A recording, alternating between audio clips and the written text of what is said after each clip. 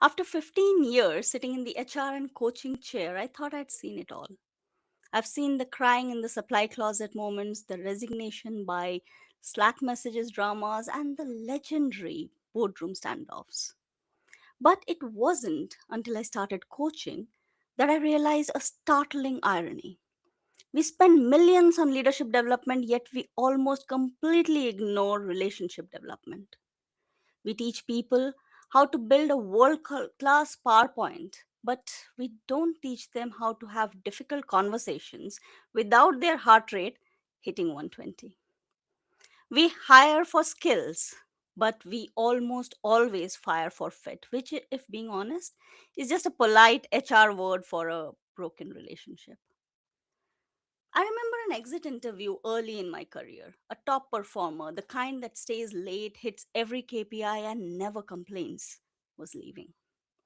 I looked at his form: better opportunity, higher compensation, standard, safe, corporate. But I closed the folder, leaned in, and asked, "So, what's the real reason?" He looked at me and said something that I will never forget. He said, "Swati, I have been on mute for the last 6 months." Not literally. Technically, his mic worked fine on Zoom, but every time he spoke in a meeting, his manager looked at his watch. Every time he offered a new idea, it was met with a "we'll circle back." He didn't leave for a 10% rise, he left because he was tired of being on mute in real life. That was the moment I realized HR isn't about managing resources, it's about managing the relationships that make those resources move. And now, let me ask you something uncomfortable. In the past few years, how many talented people did you lose for reasons that had nothing to do with their paycheck and everything to do with connection? Your company runs on relationships, the space between manager and the team, the bridge between departments. When those relationships are strong, work flows like water. When they are strained, conversations become careful, feedback becomes defensive, and your high performers, they don't just quit immediately, they go quiet first. And here's a specific poetic truth about leadership: you are the thermostat of the entire office. If a leader is reactive, one sharp email, one dismissive comment, and the entire team shifts into caution mode. Creativity doesn't just slow down, it hides. When feedback feels like criticism, growth stops.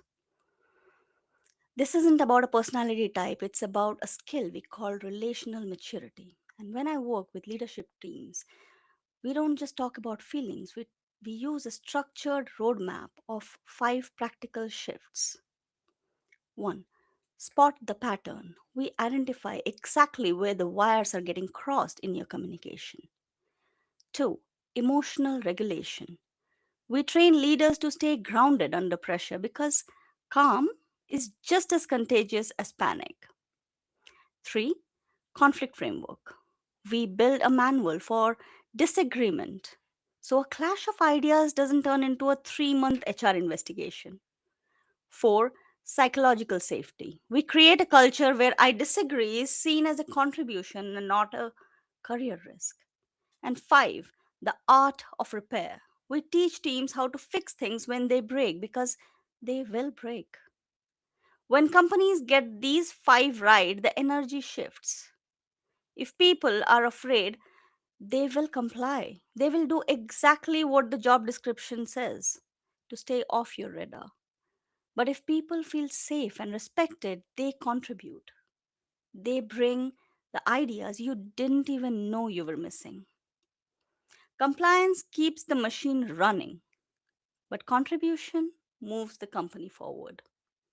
So, I will leave you with this. Are your leaders building bridges that invite people in or walls that force them out? Because in the end, people don't quit companies, they quit the silence where their contributions used to be. Thank you.